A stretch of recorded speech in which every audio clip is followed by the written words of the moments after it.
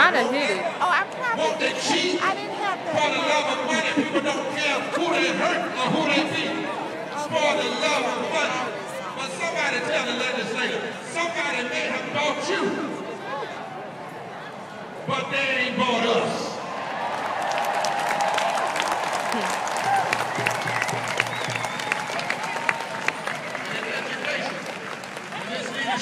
Took over $1 billion, say $1 billion, last year for public education.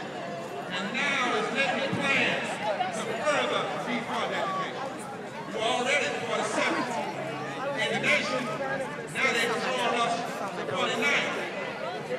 Now they're going to give a voucher to private schools. Create more resegregation. Ghetto-tized schools. They want to give the money, then they want to be the ones who build the private schools. So they make hand over money, hand over foot. Then you see them as they're moving around. They're not even reading the news. The Louisiana State Supreme Court has already ruled you can't give vouchers, tax dollars, to public schools, to private. That's unconstitutional. And our Constitution has been around 149 years and is stronger than Louisiana. When they reduce eligibility to preschool for poor children, denying more than 30,000 students poor children, access to preschool, and add to over 20,000 already on a waiting list. That's cruel. That's unusual. That's mean. That's extreme. That's immoral. And it's time for somebody to wake up. Stand up. Wake up. Stand up. Wake up. Stand up. Stand up. And speak up. Thank you. So here we Thank go. you. That's attention. People or they're legal observers. This is why. I'm still Nobody's coming up here for fun. Nobody likes being resisted, handcuffed. But we believe we have a constitutional right, Article 1, Section 12, to instruct our legislators. And we're doing it publicly. Constitution says secret societies are dangerous. And they meet in secret with animals. They meet in secret with civic. They meet in secret with the John Locke Foundation and high-paid lobbyists. So according to the Constitution, they ought to arrest themselves and leave us the hell alone.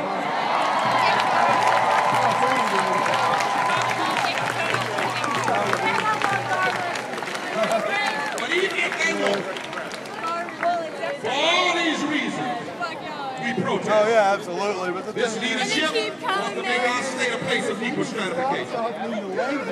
Use our language because that's what gets attention. This is not accidental. This is premeditated. Yes. They are driving us down the road back. This is old South politics. This is extreme politics. This is regressive politics. As George Wallace in the old South stood in the door trying to block opportunity and the future, so now the North Carolina leadership has picked up the mantle of George Wallace, and they are engaging in a new interposition and nullification. They are making it harder for poor and working people. Touch your neighbor and say they're making it harder. They're making it harder for the sick to get health care. They're making it harder for children to get education. Harder to attract jobs to our state. Harder for the unemployed to get jobs. Harder for people to vote. But then they want to make it easier for the wealthy to get wealthier, the sick to get sicker, private schools to flourish, businesses to get big tax breaks, and to implement a flawed death penalty. And on top of all of that, they want to make it easier to get guns. I need to say something to you today so that you understand the moment we're in. This is not even about Republican and Democrat. No. Moderate Republicans and Democrats of the past supported voting, supported economic justice, supported public education. It was Democrats and Republicans that funded the North Carolina Rural Economic Development Fund. This crowd is zeroed out in the budget. This is the politics of extremism. This is the politics of classism. This is the politics of racism. Driven by the strategy of Alec. Some of the folk in there are high on coke, K-O-C-H. Yes, sir. Help me, Jesus.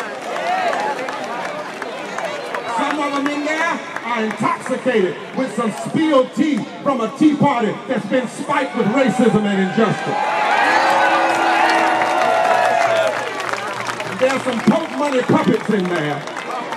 They are drunk with power and greed. This is a takeover.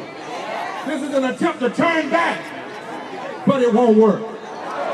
The people are awake now, and we have decided to stand up. Somebody asked me the question, Reverend Spearman, and I'm going to the back of the stage. I think it was one of the media, one of my good friends. They said, when will you stop? Well, that's a question for them. Don't ask us when we'll stop. Ask Tillis and Berger and the man in the governor's mansion. When will they stop? When will they stop hurting children? When will they stop hurting the sick? When will they stop hurting our public schools? When will they stop hurting our economics? Because if they stop, we'll stop. But we can't stop as long as people are being hurt. We can't stop as long as children are being denied. As long as voting rights are being attacked. We can't stop. Our foreparents didn't stop. Those who died to make this country free, they didn't stop. And so, if you want to know how long we are going to walk forward together, we're going to walk forward together as long as there's strength in our body and hope in our spirit. We're going to walk forward together until justice is established and the common good is a reality. We're going to walk forward together until we see a change come. If I could preach just 5 seconds, we're going to walk forward together until valleys of despair are exalted. Until places of crooked politics get straightened out.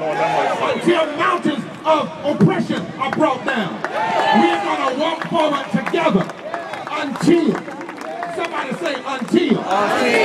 Until the lion lays down with the lamb. Until we all hold hands together. Until black and white, brown and black, gay and straight, people of faith, and labor build the community, the beloved community. We're going to walk together and go forward until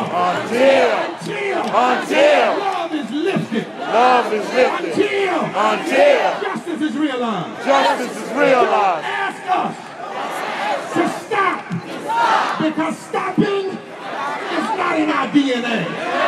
Stopping is not in our vocabulary. We are a movement. This is not a moment. We walk forward together, not one step back. Until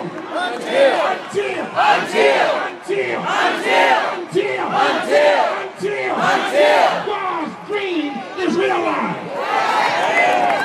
And everybody is blessed.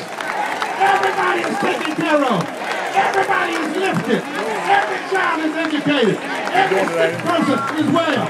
I don't know about you, but I intend to stay until